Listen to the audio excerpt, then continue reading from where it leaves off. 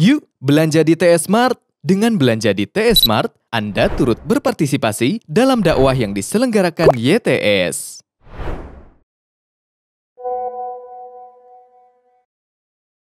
Bismillahirrahmanirrahim. Assalamualaikum warahmatullahi wabarakatuh. Alhamdulillah wassalatu wassalamu ala Rasulillah wa ala alihi wa ashabihi wa mawalah wa man tabi'ahum bi ihsanin ila yaumil qiyamah. Wa ba'd. Alhamdulillah kembali kita berjumpa membahas tentang beberapa uzur yang menggugurkan kewajiban saum. Pada pertemuan kemarin kita sudah membahas haid dan nifas. Intinya wanita yang haid dan yang nifas haram saum. Kalau tetap saum dia berdosa karena melanggar larangan dan saumnya tetap tidak sah. Capek gawe teka pake barijeng di teke. Sudah capek berbuat nggak kepake. Tidak diterima dan bahkan diazab ya. Nah, tapi wajib diqadha.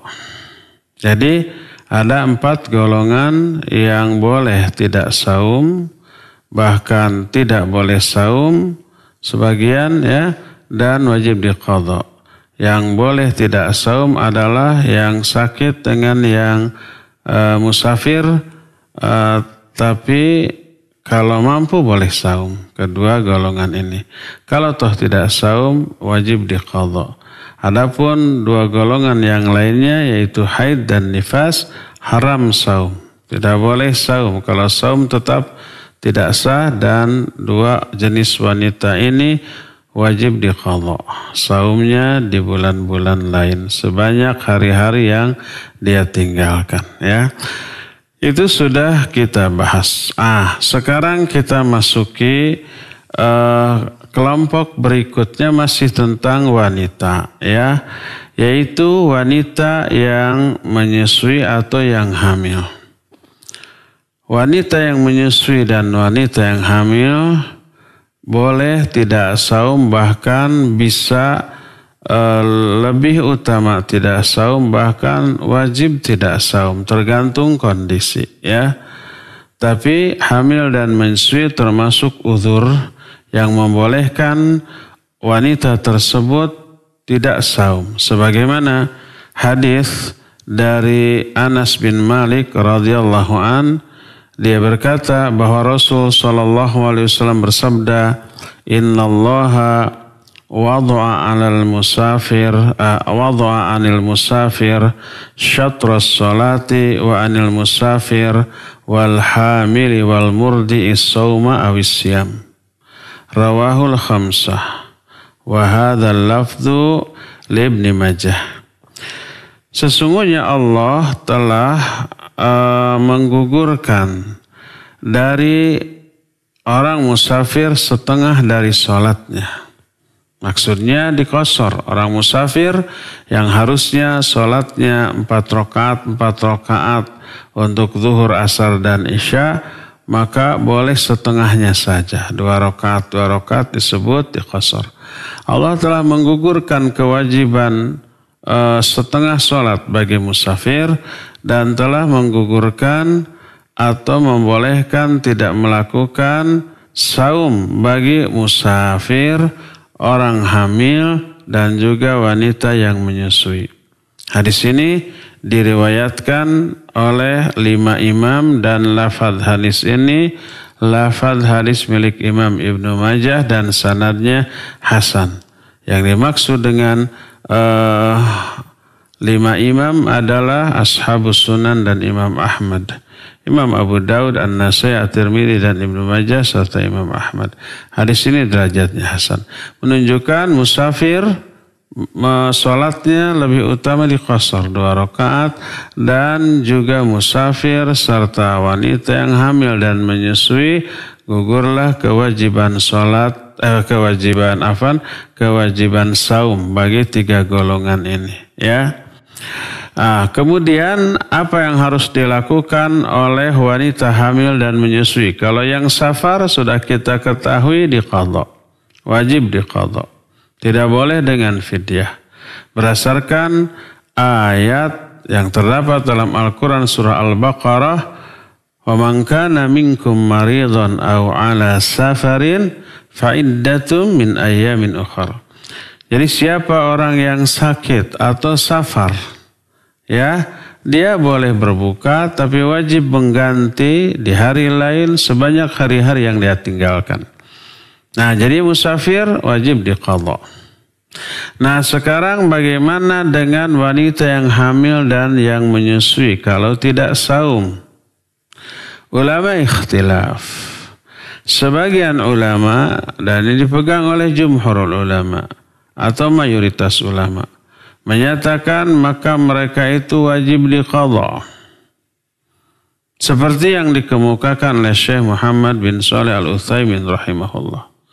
Yulzimuha al-qadha bi'adadil ayyamil lati aftarat hina yatayassara laha dhalik wa bizawalin anhal khawfu kal maridi idza bara'a. Maka wajib bagi wanita yang hamil dan menyusui untuk mengqadha sebanyak hari-hari yang dia berbuka di bulan Ramadan ketika sudah mudah bagi dia untuk mengqadhanya. Dan hilanglah rasa khawatir dengan saumnya ketika hamil atau menyusui. Kalau dibawa Ramadan, saum ketika hamil menyusui kan khawatir. Kuat mah pasti kuat dengan bekal iman, ya. Wanita yang hamil kalau saum kuat, wanita menyusui kalau saum kuat. Tapi ada risiko. Apa risikonya? Ya, staminanya merosot turun, kesehatannya merosot turun, dan khawatirkan nanti ada kelainan bagi janin yang dikandungnya atau bagi anak yang disusuinya karena kualitas ASI-nya mungkin buruk, jelek karena tidak ada makanan yang masuk di siang hari. Ya, oleh karena itulah maka berisiko, maka tidak saum. Karena khawatir akan terjadinya hal tersebut. Jadi ulama sebagian menyatakan bahwa mereka itu wajib mengqadha. Ini pendapat yang pertama, ya. Pendapat yang kedua, dan ini yang menurut saya lebih kuat, bahwa yang hamil dan yang menyusui itu boleh berbuka kalau khawatir atas diri dan anaknya. Dirinya dikhawatirkan akan ngedrop. Anaknya yang dikandung atau yang disusuinya itu akan mengalami masalah kesehatan. Khawatir nanti ada kelainan setelah lahir atau setelah besar, ya, yang kita tidak tahu. Dan itu diakibatkan karena kualitas ASI yang buruk atau karena tidak ada atau kurangnya asupan ketika hamil, ketika dikandung. Khawatir, maka khawatir terhadap dirinya dan khawatir terhadap anaknya. Dan semua ibu yang mengandung atau menyusui pasti memiliki rasa ini.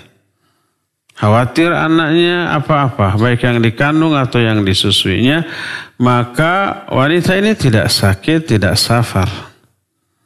Tapi orang yang berat melakukan saum. Seperti yang dituturkan oleh Syekh Ali Hasan Al-Athari dan Syekh Salim bin Id Al-Hilal dalam kitab Sifat Saum Nabi, Bab Al-Fidyah. Kata mereka, beliau berdua, Al-Hamilu wal Murdi idza khafata ala nafsaihima aw waladaihima aftarata wa at'amata kulla yawmin miskinan. Wanita yang hamil dan menyusui bila khawatir terhadap dirinya dan juga khawatir terhadap anaknya, maka boleh kedua-duanya berbuka dan memberi makan setiap hari seorang miskin. Dan ini didukung dengan ayat yang terdapat dalam Al-Baqarah, wa 'alal ladzina yutiqunahu fidyatun ta'amu miskin. Dan bagi orang-orang yang merasa berat dengan saum, kuat sih kuat, ya, maka wajib bayar fidyah dengan memberi makan orang-orang miskin. Oleh karena itulah maka karena wanita yang hamil dan wanita yang menyusui tidak termasuk orang yang sakit, tidak termasuk orang yang safar, maka wajib bagi mereka untuk menggantinya dengan fidyah berupa memberi makan orang-orang fakir dan orang miskin setiap hari. Dan ini didukung oleh beberapa riwayat dari beberapa sahabat. Di antara Ibnu Abbas radhiyallahu anhuma. Beliau berkata, wa thabata lisy-syaikhil kabir wal ajuz al-kabirah idza kanata la yutiquna wal hubla wal murdi idza khafata aftarata wa at'amata kulla yawmin miskina. Ketika menafsirkan wa 'alal ladzina yutiqunahu fidyatun ta'am miskin. Itu kata Ibnu Abbas ketika menafsirkan ayat itu, maka telah tetap dalam ayat ini bagi laki-laki yang sudah tua, sudah sepuh, juga wanita yang sudah sepuh pula, apabila kedua-duanya tidak mampu melakukan saum. Juga wanita hamil dan menyusui apabila kedua-duanya khawatir terhadap diri dan anaknya, maka mereka boleh berbuka dan memberi makan setiap hari kepada orang-orang fakir, orang-orang yang miskin, orang-orang yang memang tidak mampu, ya. Dan ini bukan sekedar ucapan Ibnu Abbas semata-mata, tapi juga didukung oleh riwayat-riwayat lain dari sahabat-sahabat lain. Seperti Ibnu Umar radhiyallahu anhuma, sebuah riwayat yang diterima dari Malik dari Nafi. Nafi ini maulanya Ibnu Umar. Anna ibna Umar su'ila 'anil mar'atil hamil idza khafat 'ala waladiha.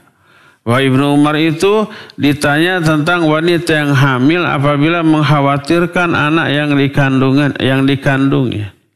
Biasanya seorang ibu demi anak yang dicintainya, dia nggak peduli dengan kondisi dirinya, asal anak yang dikandung, anak yang disusui itu sehat. Tapi kalau umpamanya dirinya ada apa-apa, otomatis berpengaruh nggak ke anak? Ya pastilah berpengaruh. Khawatir. Nah, Ibnu Umar ini ditanya tentang wanita hamil. Karena khawatir terhadap dirinya dan anak yang dikandungnya. Terus bagaimana dengan saum Ramadan? Maka berkata Ibnu Umar, tuftiru wa tut'imu makana kulla yaumin miskinan muddan min hintah.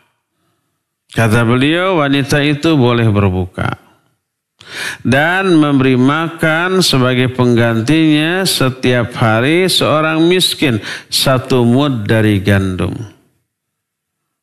1 mud itu kira-kira 1 mud itu sarawu gitulah ya, gandum. Dan riwayat ini dikeluarkan oleh Imam Al-Baihaqi dalam kitab sunannya. Termasuk Al-Imam Syafi'i menukil riwayat dalam kitab Al-Um dengan sanad yang sahih. Ya. Hadis ini juga ada diriwayatkan oleh Imam Ad-Daruqutni dalam sunannya. Juz yang pertama halaman 207 dari Ibnu Umar. Lalu Imam Al-Baihaqi mensahihkan riwayat ini. Dia menyatakan bahwa Ibnu Umar berkata, Al-hamilu wal murdi'u tuftiru wa la taqdi. Bahwa wanita yang hamil dan menyusui boleh berbuka dan tidak wajib mengqadha. Karena dia harus menggantinya dengan membayar fidyah, memberi makan seorang miskin setiap harinya. Ya. Dan dari sanad yang lain diriwayatkan anna imra'atahu sa'alat suwahyal hubla.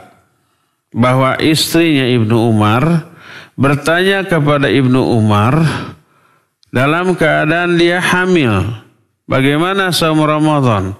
Saum apa tidak? Apa jawab Ibnu Umar? Aftiri wa at'imi an kulli yaumin miskinan wa la taqdi. Berbukalah kamu dan beri makan setiap hari seorang miskin dan tidak perlu mengqadha. Sanad riwayat ini jayyid. Mana jayyid adalah baik, bagus. Dan perkataan bahwa sanad hadis ini jayyid atau bagus di kalangan para ulama, itu statusnya makbul antara sahih atau hasan. Jadi para ulama ketika meneliti sanad hadis ini ragu. Sebab beda antara sahih dengan hasan itu begitu tipis. Ini mungkin sahih, ini mungkin hasan. Akhirnya ditetapkan istilah tertentu. Ini jayyid, bagus. Oleh karena itulah maka hadis yang sanadnya jayyid adalah hadis yang makbul, diterima oleh para ulama.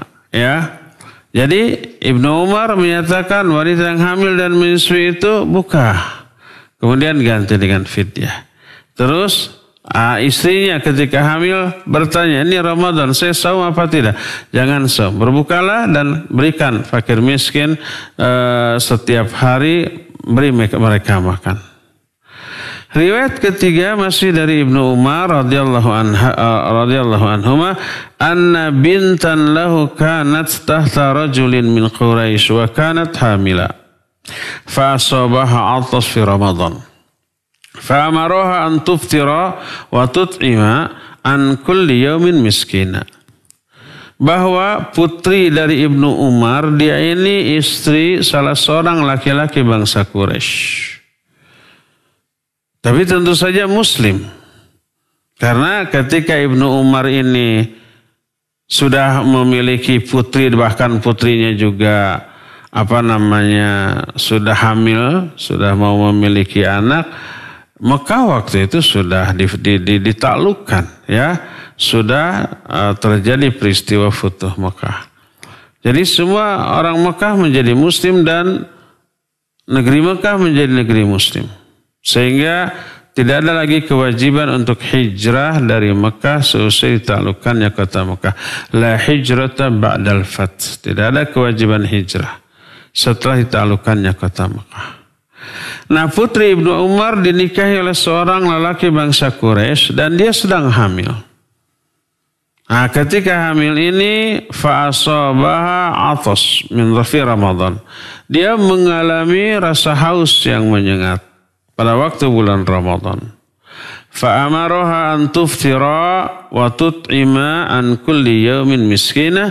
Maka Ibnu Umar menyuruh putrinya untuk berbuka, minum saja, makan saja, dan menyuruh untuk memberi makan setiap hari seorang miskin. Ya. Dan ini menunjukkan bahwa tidak hanya Ibnu Abbas radhiyallahu anhuma yang menekankan bahwa wanita hamil dan menyusui itu berbuka dan harus diganti dengan fidyah dan bukan qadha. Ketika menerangkan poin-poin tadi, para ulama menyatakan, hadzal bayan yubayyinu makna wad asyam anil hamil wal murdi al-warid fi hadis Anas bin Malik radhiyallahu an. Penjelasan tadi itu menerangkan makna bahwa saum gugur dari wanita yang hamil dan menyusui yang terdapat dalam hadis Anas tadi, bahwa Rasul sallallahu alaihi wasallam menyatakan Allah menggugurkan setengah solat bagi musafir dan menggugurkan kewajiban saum bagi musafir, wanita yang hamil dan wanita yang menyusui. Ya, berdasarkan hal ini anna 'alaihal jaza' lal qadha. Bahwa bagi wanita tersebut harus memberi makan fakir miskin dan bukan qadha. Dan Imam Ad-Daruqutni meriwayatkan dengan sanad yang sahih sebuah riwayat dari Ibnu Abbas radhiyallahu anhuma, bahwa annahu ra'a umma waladin lah hamilan aw murdian. Bahwa Ibnu Abbas melihat umul walad milik dia hamil atau menyusui. Umul walad itu hamba sahaya wanita. Hamba sahaya wanita yang digauli oleh tuannya lalu hamil. Dan hamba sahaya wanita statusnya halal untuk digauli oleh tuannya berdasarkan nas Al-Quran dan hadis yang sahih. Dalam Al-Quran setidaknya ada 2 ayat, terdapat dalam surah Al-Mu'minun dan terdapat juga dalam surah Al-Ma'arij. Allah berfirman dengan lafaz yang sama, walladzina hum li furujihim hafizun illa ala azwajihim aw ma malakat aymanuhum fa innahum ghairu malumin. Faman ibtagha wara'a dzalika faulaika humul adun. Kata Allah, orang mukmin itu adalah orang yang selalu memelihara faraj-faraj mereka. Kecuali kepada istri dan kepada hamba sahaya yang mereka miliki, maka dalam hal ini dia tidaklah tercela.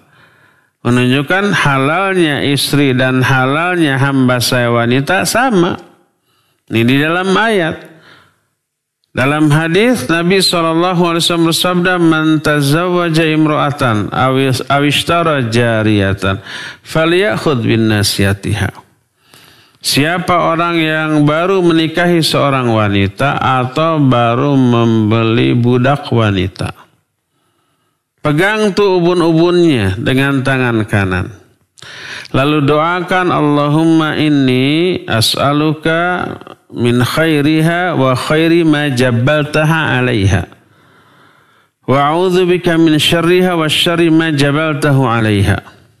Ya Allah, sungguhnya aku meminta kebaikan dari wanita ini dan kebaikan yang telah Engkau tetapkan atas wanita ini.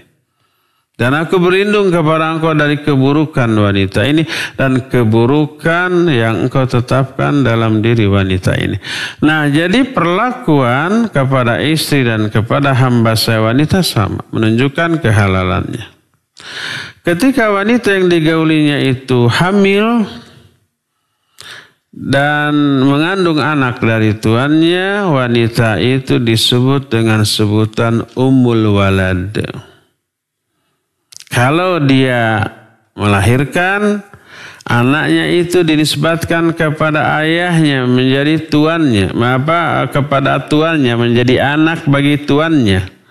Tapi status wanita ini tetap menjadi hamba sahaya. Anaknya merdeka karena anak tuannya. Sehingga anaknya menjadi tuan bagi ibu yang melahirkannya. Dan ini yang dimaksud dalam hadis, salah satu di antara tanda kiamat adalah antalidal amatu rabbataha. Kalau ada seorang hamba sahaya wanita telah melahirkan tuannya. Jadi anak yang dikandung dan dilahirkan menjadi tuan bagi ibunya. Apa keuntungan ummul walad? Keuntungannya adalah kalau tuannya meninggal, otomatis dia merdeka. Tidak terwariskan menjadi harta bagi anak si tuannya ini. Tidak. Merdeka otomatis. Berbeda dengan wanita hamba sahaya yang tidak hamil, tidak digauli oleh tuannya. Kalau tuannya mati, dia tetap menjadi hamba sahaya dan menjadi warisan bagi anak tuannya. Termasuk Ibnu Abbas radhiyallahu anhuma punya ummul walad. Suatu saat Ibnu Abbas melihat ummul walad miliknya hamil atau menyusui. Maka berkata Ibnu Abbas, "Anti minal ladzina la yutiquna alaikil jaza wa laisa alaikil qadha." Kamu ini termasuk wanita-wanita yang berat untuk melakukan saum. Berat itu bukan tidak mampu, cuma berisiko. Kamu termasuk orang yang disebutkan dalam ayat wa 'alal ladzina yutiqunahu fidyatun ta'am miskin alaikil jaza, maka bagimu harus jaza. Jaza itu mengganti saumnya dengan fidyah, walaisa alaikil qadha, dan tidak ada kewajiban qadha bagimu. Jadi semua riwayat-riwayat tadi menyatakan wanita hamil dan wanita yang menyusui boleh berbuka, bahkan ditekankan, diperintahkan oleh para sahabat untuk berbuka. Bahkan Rasul SAW menyatakan Allah telah menggugurkan kewajiban saum bagi musafir, bagi wanita yang hamil, bagi wanita yang menyusui. Dan lebih ditekankan untuk tidak saum, tapi diganti dengan apa? Fidyah, menurut beberapa riwayat yang tadi. Sampai-sampai berkata Syekh Ali Hasan menyatakan, "Man zama anna wad as-saum anil hamil wal murdi kawad isyam anil musafir wa rattaba ala dhalika anal qadha yalzimuhuma fa qawluhum mardudun alaih." Siapa yang beranggapan bahwa digugurkannya saum bagi wanita yang hamil dan menyusui sama dengan digugurkannya saum bagi musafir dan wajib mengqadha, maka perkataan atau anggapan itu tertolak. Berdasarkan riwayat tadi bukannya qadha tapi apa? Fidyah. Dan Al-Quran menjelaskan makna digugurkannya saum bagi musafir, yaitu dengan cara qada. Faman kana minkum maridun aw ala safarin fa iddatun min ayyamin ukhra. Bagi mereka yang sakit dan musafir, maka boleh buka tapi hendak diganti di hari lain sebanyak hari yang ditinggalkan. Ini yang disebut dengan qada. Adapun tentang wanita yang hamil dan menyusui, oleh Allah dikategorikan wa 'alal ladzina yutiqunahu fidyatun ta'am miskin. Bagi mereka yang berat melakukan saum, maka hendaklah membayar fidyah dengan memberi makan orang-orang yang miskin. Dari sini kita mengetahui bahwa pendapat yang lebih kuat untuk wanita-wanita yang hamil dan wanita yang menyusui, pertama, lebih utama untuk tidak saum. Karena dikhawatirkan ada kelainan baik pada dirinya ataupun pada anak yang dikandung atau yang disusuinya. Dan yang kedua, mereka wajib untuk membayar fidyah dan tidak berkewajiban untuk mengqadha'nya. Bayarlah fidyah tanpa harus mengqadha berdasarkan nas ayat, berdasarkan nas hadis, walaupun kita tidak mengingkari adanya ikhtilaf di kalangan para ulama tentang hal ini, tentang bahwa wanita hamil dan menyusui harus diganti dengan qadha, ya. Dua pendapat ini ma'ruf, masyhur sebagai perkara yang diikhtilafkan oleh para ulama, ya. Maka wajib kita ambil mana yang menurut kita lebih kuat dalilnya dan tetap ihtiram, menghormati pendapat yang tidak kita ambil selama itu tetap ada rujukannya dari para ulama, ya. Berdasarkan hal itu, kalau saya pribadi lebih cenderung kepada pendapat yang kedua, karena kuatnya riwayat-riwayat dan dalil-dalil tentang hal tersebut yang menyatakan bahwa yang hamil dan yang menyusui lebih utama berbuka. Karena dikhawatirkan ada kelainan kepada anak yang dikandungnya ataupun ibu yang melahirkan, ibu yang mengandung dan menyusuinya. Dan yang kedua, mereka tidak wajib mengqadha tapi wajib apa? Membayar fidyah sebagai pengganti dari saumnya, ya. Inilah golongan tentang wanita-wanita hamil dan menyusui, ya.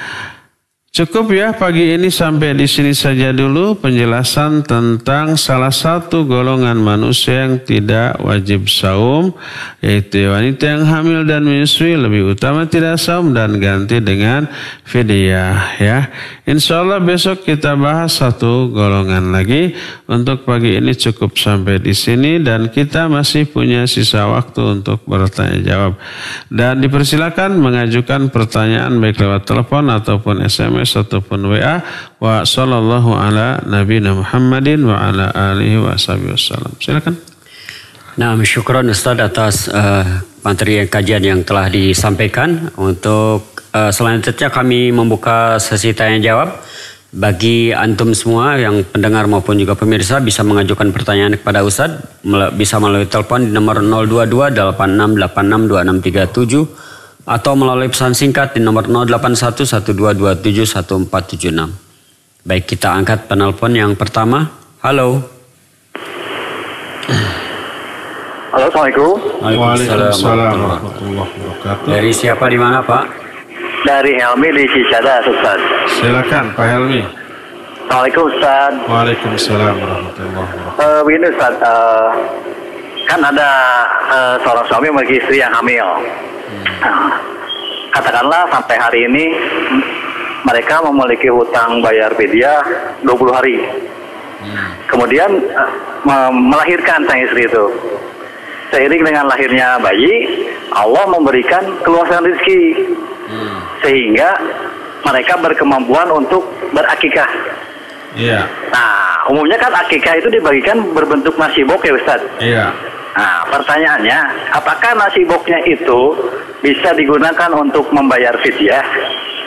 Nah, terus yang kedua, bisa nggak fidyah itu misalnya dibayar 30 hari ke depan?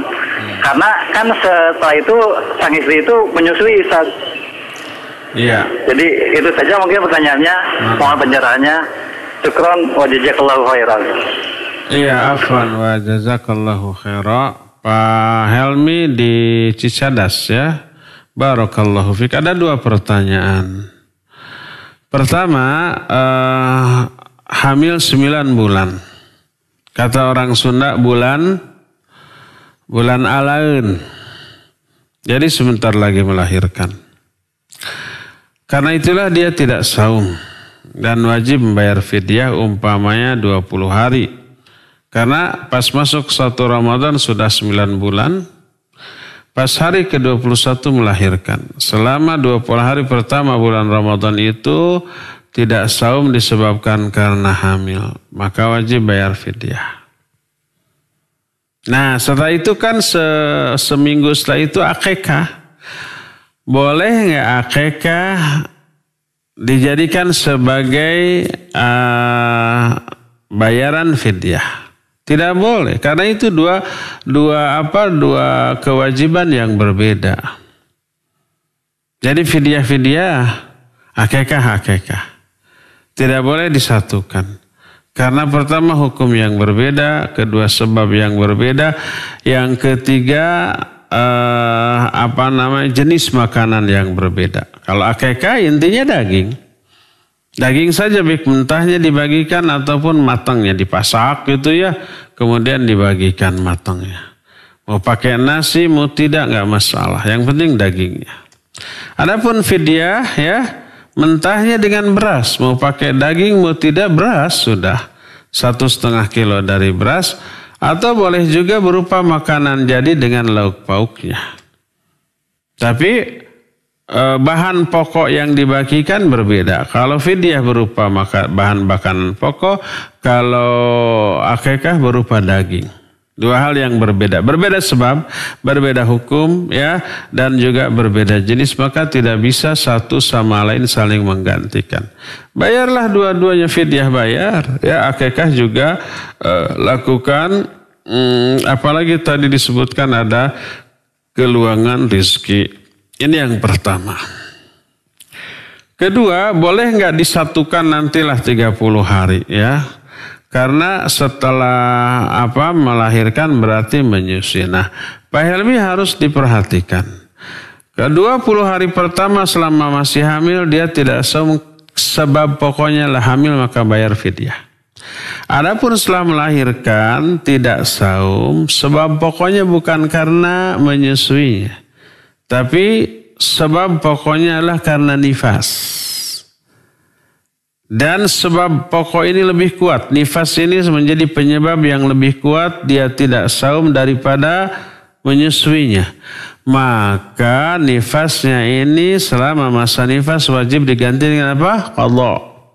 Walaupun selama nifas pasti menyusui, iya. Tapi penyebab pokok dia tidak saum bukan karena menyusui, tapi karena nifasnya. Ya. Maka yang 20 hari pertama karena hamil tidak saum, ganti dengan fidyah. Sisanya itu disebabkan karena nifas, ganti dengan qadha. Dipisahkan. Mana yang harus diqadha, mana yang harus diganti dengan fidyah. Adapun nanti setelah masa nifas selesai. Kalau umpamanya dia lahir umpamanya 1 Ramadan. Anaknya lahir 1 Ramadan, berarti dia tidak saum karena nifas. Setelah 20 hari selesai nifas, dia wajib sholat ya. Tapi karena menyusui dia tidak bisa saum Ramadan. Nah, penyebab tidak saumnya itu karena menyusuinya. Walaupun umpamanya masih masih Ramadan. Sudah tidak nifas tapi menyusui, maka dia boleh tidak saum dan diganti dengan fidyah.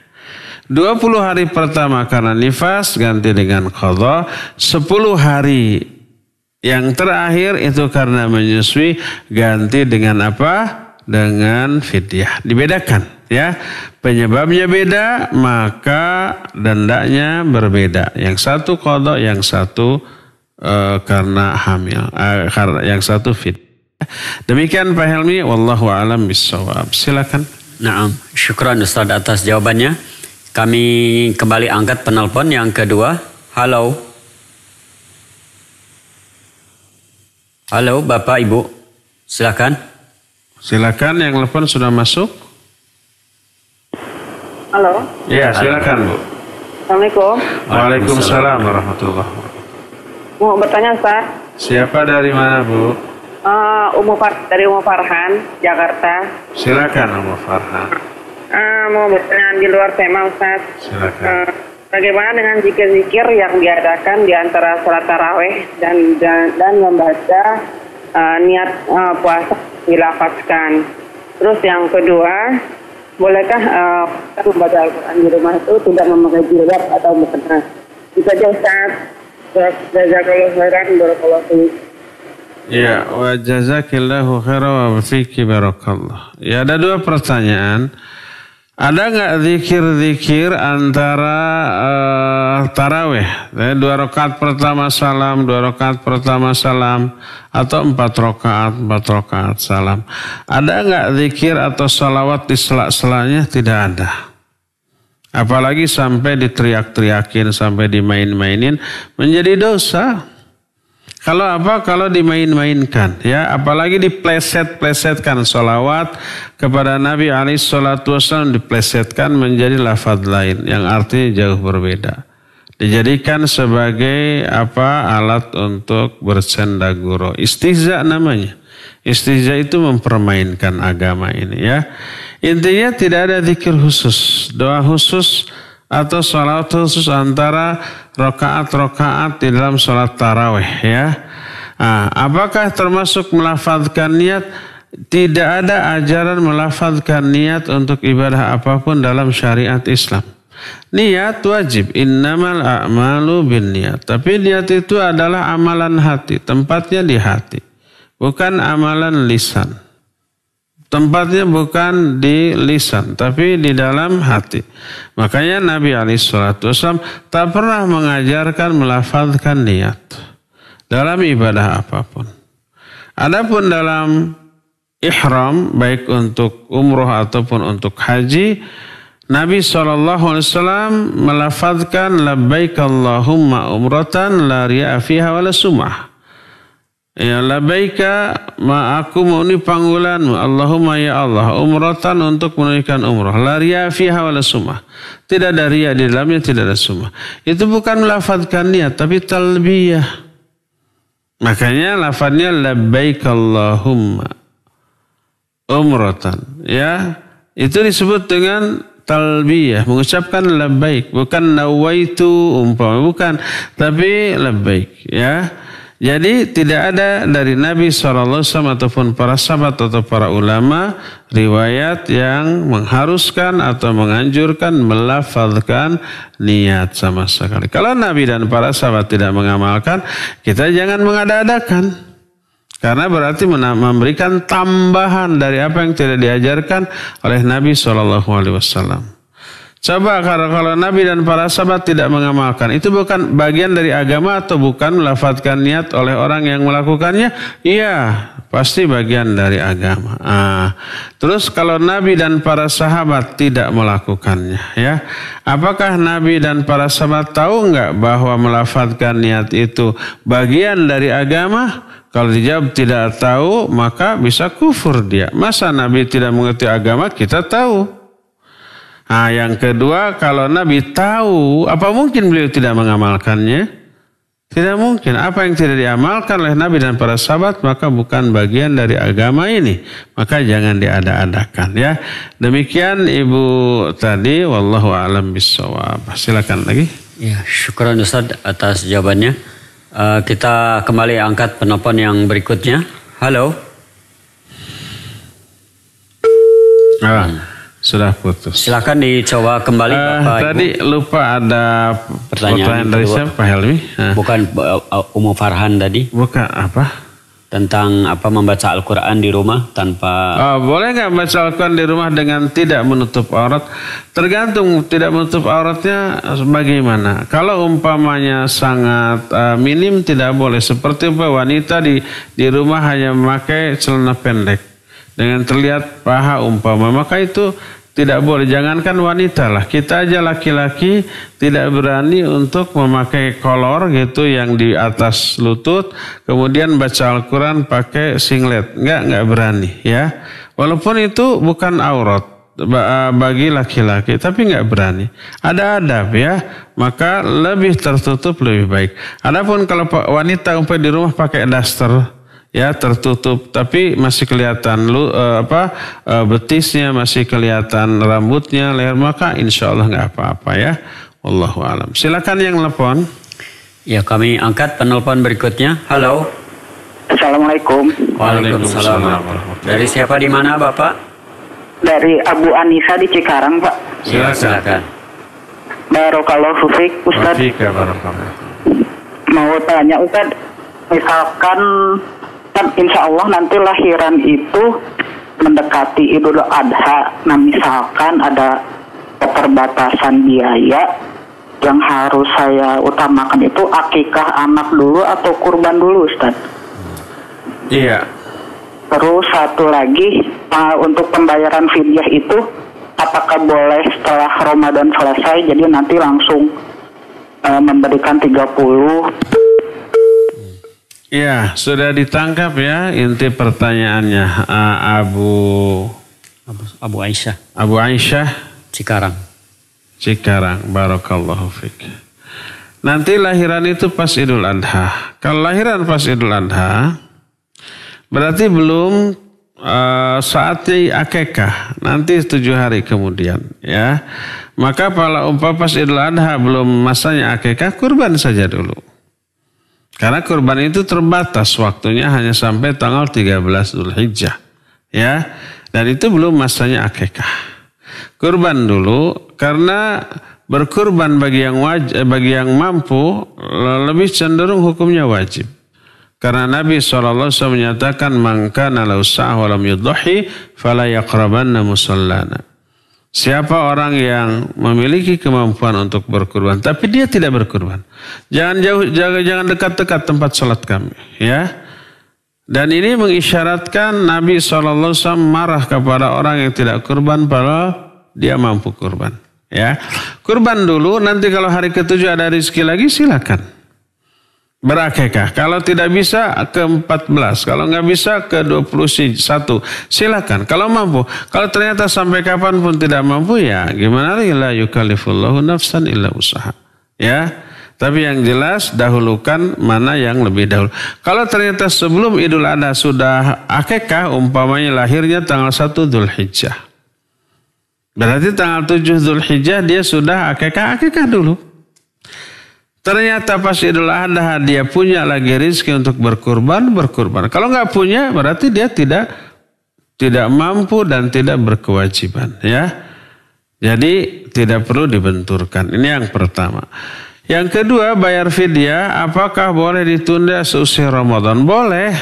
Tapi ingat ya, menyegerakan amal soleh jauh lebih baik. Kalau mampu pada waktu Ramadan, lakukan Ramadan karena 2 pertimbangan. Pertimbangan pertama, menyegerakan amal soleh. Allah berfirman, wasari'u ila maghfirati min rabbikum wa jannatin arduha samawati wal ard u'iddat lil muttaqin. Bersegeralah kalian menuju ampunan Allah dan menuju surga. Artinya bersegera untuk melakukan amal soleh. Sabiqu ila maghfirati min rabbikum wa jannatin arduha ka'ardis sama'i wal ard u'iddat lil ladzina amanu billahi wa rusulih.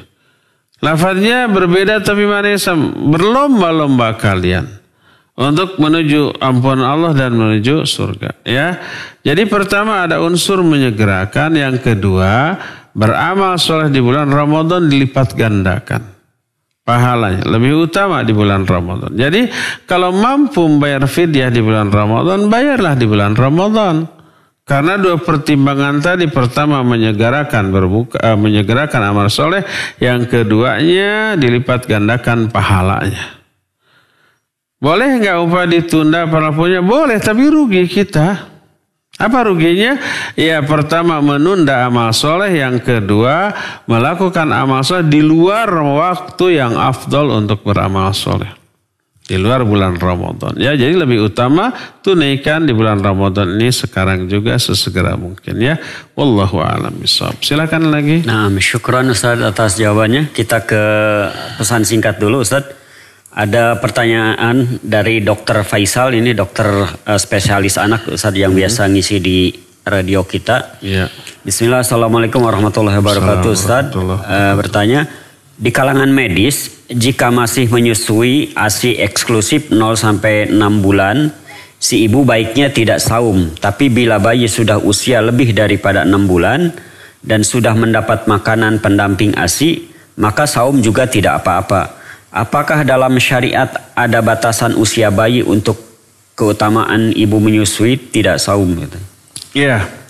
Barakallahu fiik. Terima kasih Dr. Faisal, spesialis anak dan kandungan atau anak? Anak ya. Alhamdulillah. Ini ada masukan. Jadi 6 bulan usia pertama dari bayi, di mana bayi itu hanya ASI eksklusif ya. Belum ada makanan tambahan. Sebaiknya jangan saum karena bagusnya ASI eksklusif bagi bayi tersebut ya. Dan masih amat sangat lemahnya karena masih dari ASI, belum ada makanan tambahan, jadi sebaiknya tidak saum. Nah, adapun kalau setelah usia 6 bulan di mana si bayi sudah memperoleh makanan tambahan. Ya, mungkin dikasih bubur bayi kayak gitu ya, atau yang lain-lain yang kebutuhan gizi dan nutrisi bagi si bayi tercukupi oleh ya ASInya masih pasti ya, ASInya masih dan juga tersuplai oleh makanan. Sehingga di bawah saum pun tidak apa-apa. Jadi tidak khawatir.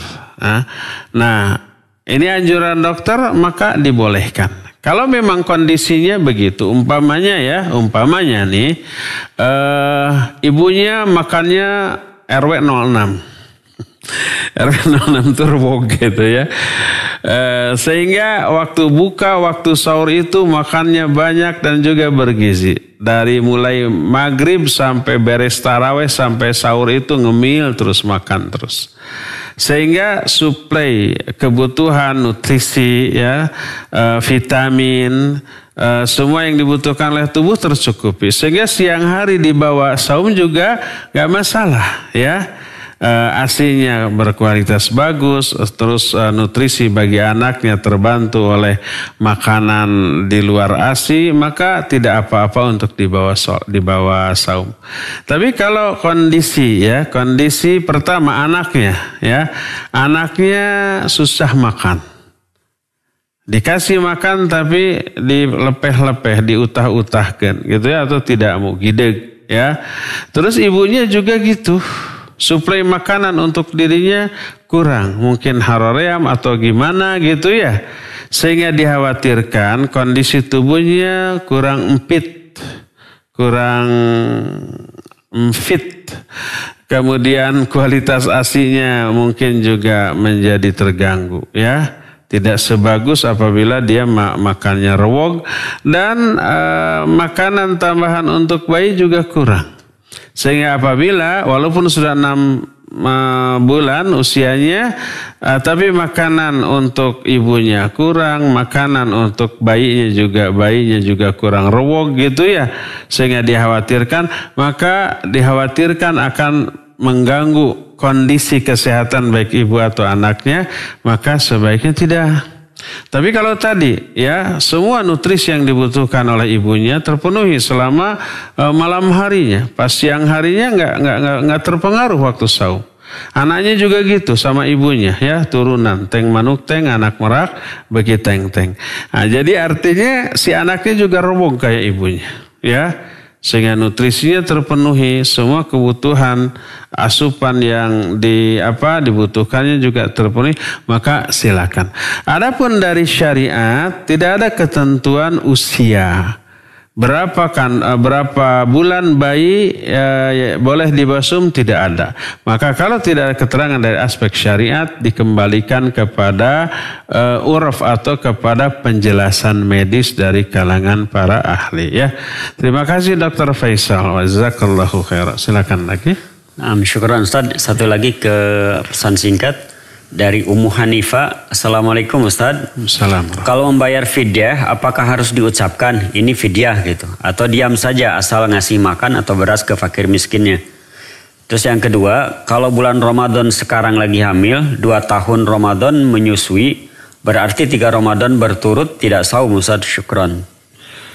Ummu Hanifah, ya barakallahu fiik. Pertama, apa harus diucapkan enggak? Tidak harus, baik zakat untuk amal ibadah apapun seperti yang tadi diterangkan. Terlebih khawatir ada orang fakir tertentu, miskin tertentu yang gengsinya tinggi. Kalau dikasih ini zakat saya untukmu atau ini fidyah tuh, emangnya saya miskin? Padahal iya gitu ya. Tapi nggak mau disebut miskin, ya sudah kasih saja ini untukmu dan keluarga, baik zakat, infak, sedekah termasuk fidyah, tanpa harus diucapkan. Dikhawatirkan mengucapkannya menimbulkan madarat, ya maka tidak harus untuk diucapkan. Ini yang pertama. Kedua, kalau umpamanya sekarang hamil, kemudian setelah melahirkan menyusui 2 tahun, seperti yang tadi diungkapkan oleh Dr. Faisal, ya di atas 6 bulan. Si bayi tidak apa-apa di bawah saum dengan syarat tadi, ya asupan makanan, nutrisi, suplemen, vitamin untuk bayinya itu terpenuhi juga dari makanan yang diberikan. Dan demikian juga ibunya, ya di bawah saum nggak masalah karena hanya memindahkan jadwal makan yang biasanya siang menjadi ke malam gitu ya. Siangnya tidak makan tapi malamnya rewong gitu ya. Makannya bisa lebih dari 3 kali. Jadi ba'da maghrib langsung makan, ba'da tarawih makan lagi ya. Nanti tengah malam dah lapar deh nyusu, makan lagi, sahur ikut lagi. Jadi terpenuhi kebutuhan nutrisi bagi ibunya. Siangnya di bawah saum nggak masalah. Sebagaimana jadwalnya dibalik selama ini. Ibu-ibu yang menyusui sepanjang siang itu makan, malamnya tidak makan. Jadi sama aja kan. Jadi kalau nutrisi untuk ibunya terpenuhi, untuk anaknya terpenuhi, maka boleh saum. Dan lebih utama saum karena apa? Karena tidak membahayakan kedua-duanya dan menyegerakan amal soleh itu lebih utama daripada menundanya. Tapi kalau khawatir ya dengan menyusui itu, sekali lagi, ibunya umpamanya kurang makanan yang masuk, anaknya juga kurang gembul gitu, di bawah saum, dikhawatirkan ngedrop kondisi kedua-duanya, maka sebaiknya tidak saum. Ya, lihat situasional aja ya. Wallahu a'lam. Terima kasih. Syukran Ustaz atas jawabannya. Kita kembali ke penelpon, kita angkat penelpon yang masuk. Halo. Halo, assalamualaikum warahmatullahi wabarakatuh. Waalaikumsalam warahmatullahi wabarakatuh. Dari siapa di mana Bapak? Dari Pak Syarifudin di Cimahi, Ustaz. Silakan. Ini Ustaz sehubungan dengan kemampuan dalam berkurban. Saya dengarkan dahulu begini Ustaz, bahwa yang berhak kurban itu orang yang memiliki uang atau simpanan gitu 500 dirham, 800 dan 1000. Itu kalau dibandingkan dengan zaman sekarang itu bagaimana Ustaz? Dan memang ada dalil yang menunjukkan hal itu Ustaz? Iya. Saya kira itu aja Pak Ustaz. Iya. Assalamualaikum warahmatullahi wabarakatuh. Waalaikumsalam warahmatullahi wabarakatuh. Ya Pak Syarifudin di Cimahi, barakallahu fik. Iya, kalau disebut jumlah dirham, dinar atau rupiah sekarang tidak ada keterangan tentang hal itu. Tapi Nabi SAW lebih mengungkapkan dengan kalimat yang umum. Man kana lahu sa'ah walam yudhi fala yaqrabanna musallana. Siapa orang yang memiliki kemampuan untuk kurban. Tergantung harga kurban minimal sekarang berapa ya. Dan setiap zaman, setiap tempat berbeda-beda ya. Kalau umpamanya mungkin di kita harga minimal tahun ini mungkin 2 juta. Kalau tahun lalu, beberapa tahun lalu 2 juta itu bisa gede banget. Sekarang bisa minimal. Minimal umpamanya usia 8 bulan atau setahun dari kambing sudah dapat 2 juta. Dan kita memiliki 2 juta ketika pada waktu Idul Adha, maka terkena kepada isi hadis tadi. Mangkana lahu sa'ah walam yudhahi. Siapa yang memiliki kelonggaran, memiliki kemampuan untuk berkurban, tapi dia nggak kurban. Tidak disebut jumlah dirhamnya berapa. Ya, 500 dirham, 800 dirham. Karena harga kambing di setiap tempat dan setiap tahun berbeda-beda ya. Bisa lebih ke sini lebih mahal dan pada saat tertentu bisa lebih murah. Tergantung situasi di daerah itu dan waktu tersebut ya. Jadi intinya tidak di jumlah uangnya tetapi di kemampuan dia untuk membeli kambing di saat tersebut ya. Kalau ada mencukupi, belilah kambing, insya Allah Allah akan ganti berlipat ganda di dunia dan akhirat. Kalau ternyata tidak mencukupi, maka terbebaslah dia dari kewajiban menunaikan kurban ya. Wallahu a'lam. Ya, syukran Ustadz atas jawabannya. Kita kembali angkat penelpon. Halo. Halo. Assalamualaikum Pak Ustadz. Silakan Pak, di mana siapa? Abdiwar di Jakarta. Iya, Abdiwar, silakan. Mau menanyakan di luar tema, kalau zakat mal itu kita kasihkan kepada saudara kandung kita yang kebetulan sedang tidak ada penghasilan, saudara kandung kita perempuan, suaminya juga lagi nganggur. Itu bagaimana hukumnya Pak Ustadz? Demikian saja Pak Ustadz. Assalamualaikum warahmatullahi wabarakatuh. Waalaikumsalam warahmatullahi wabarakatuh. Iya Pak Ardiwar di Jakarta. Bolehkah memberikan zakat, infak, sedekah, fidyah kepada saudara kandung? Bukan boleh, itu afdol. Selama saudara kandung tersebut mustahik. Fakir, miskin, ya, tidak mampu seperti yang diterangkan tadi, ya, istrinya ibu rumah tangga, suaminya sedang nganggur karena kasus corona ini umpamanya, yang tadinya mampu menjadi miskin, yang tadinya miskin menjadi tambah miskin, yang tadinya sangat miskin lebih miskin lagi daripada sebelumnya ya. Nah, yang dengan corona kaya ada enggak? Ada, yaitu pengusaha APD ADP. APD alat perlindungan diri ya. Pengusaha masker, pengusaha hand sanitizer, pengusaha yang kayak gitu mungkin panen tuh ya, dapat proyek besar. Nah, jadi dengan kondisi sekarang yang tadinya mampu menjadi miskin, ya.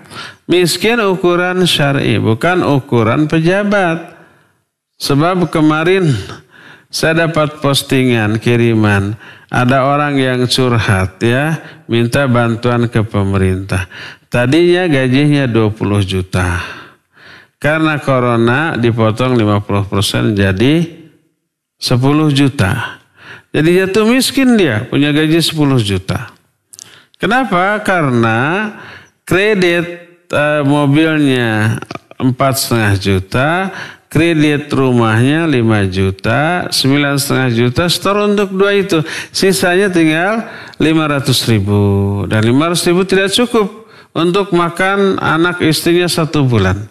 Tadinya kan sisanya 11,5 juta ya, itu cukup. Sekarang menjadi tidak cukup. Apakah dia miskin? Tidak, karena dia punya mobil. Jual mobilnya, ya. Jual aset yang dia miliki, itu sama dengan tabungan, ya.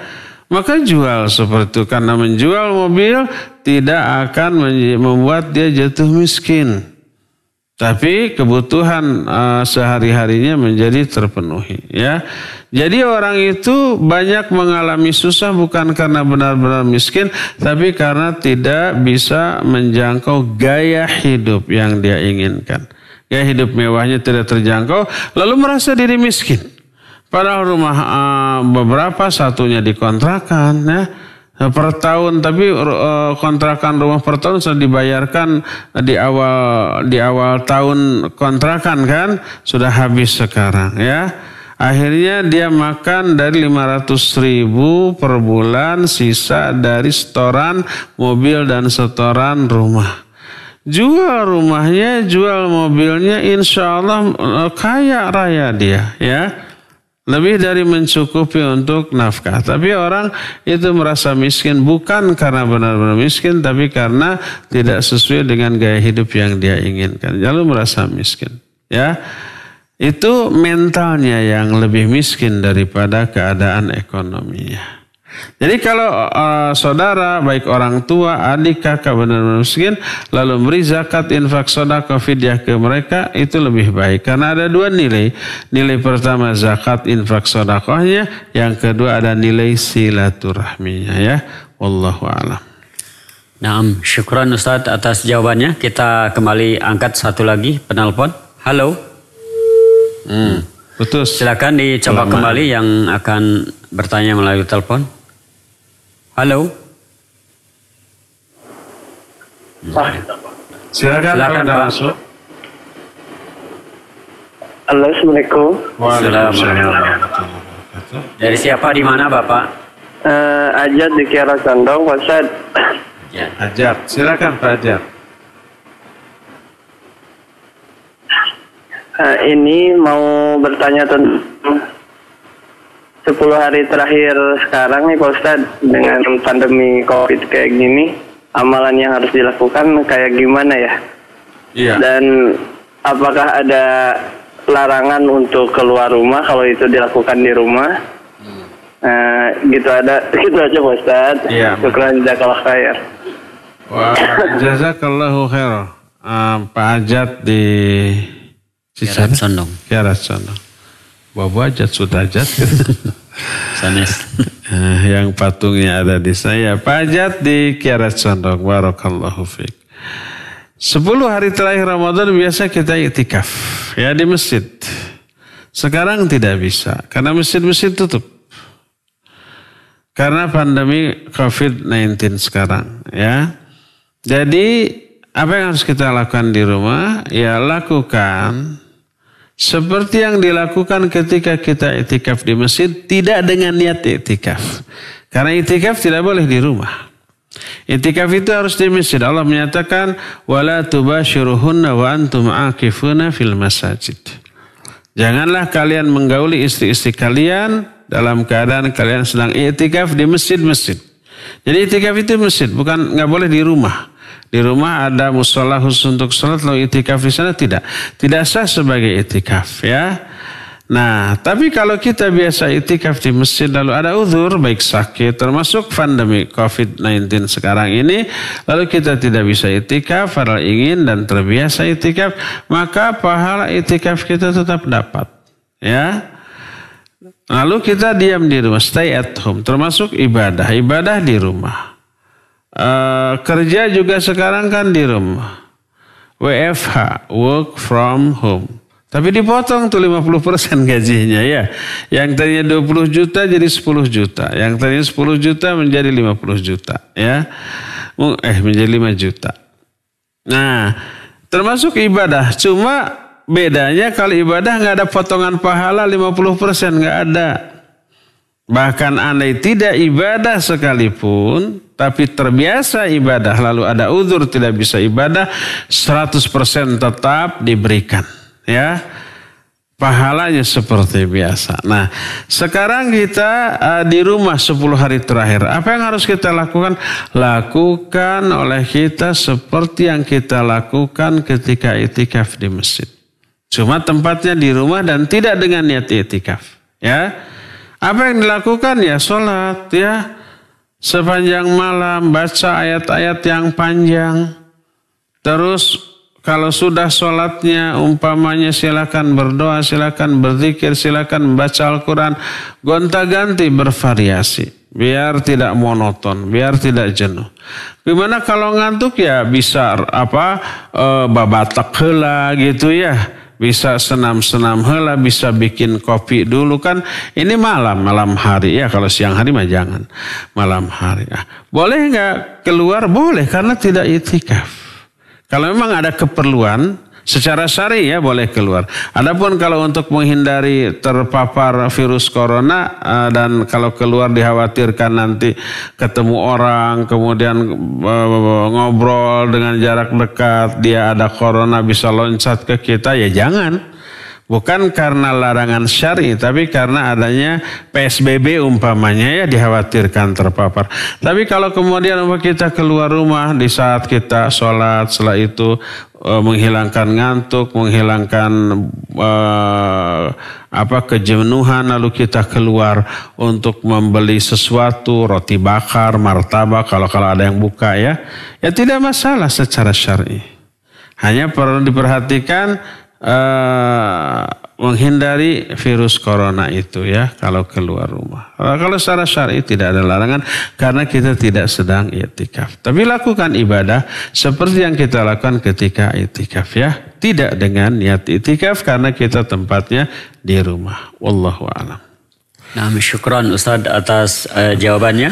Kita ke pesan singkat terlebih dahulu dari Pak Ilham di Baros Cimahi. Bismillah, assalamualaikum. Ustadz, kalau seseorang yang sakit masih sangat bisa diharapkan kesembuhannya berdasarkan pernyataan dokter, tapi sering kambuh karena fisiknya lemah. Qadarullah, tiap kali mau mengqadha selalu tidak kuat sehingga terlewat beberapa Ramadan. Apakah yang harus dilakukan? Apakah menunggu sampai kuat baru mengqadha ataukah membayar fidyah dulu? Barakallahu fiik. Iya.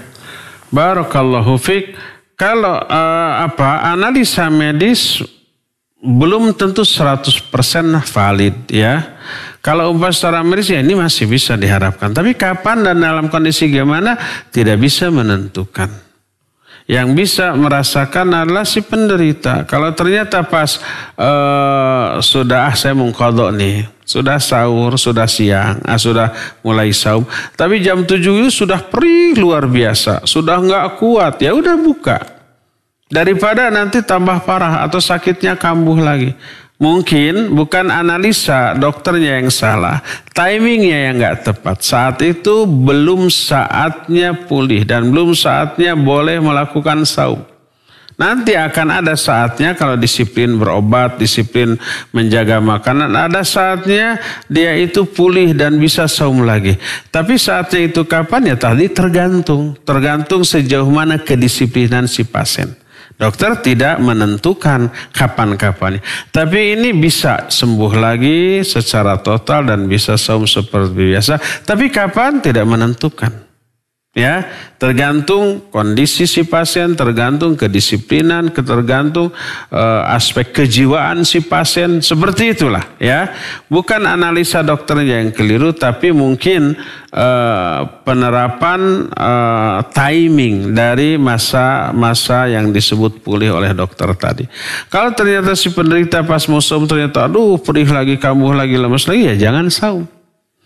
Bukalah, tunggu saatnya. Kalau ternyata dia pun tidak sanggup, tidak bisa menentukan karena tahu dirinya nggak disiplin makan, nggak disiplin juga beraktivitas, ya.